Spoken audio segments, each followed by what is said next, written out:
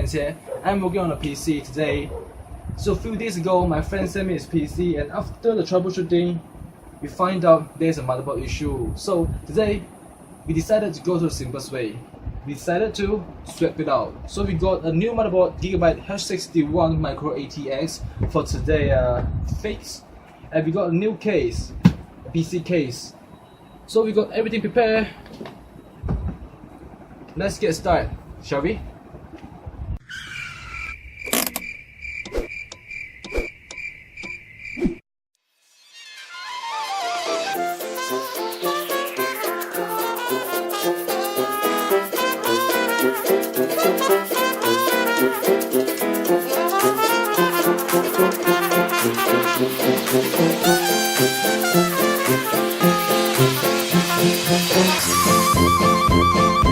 Moments later.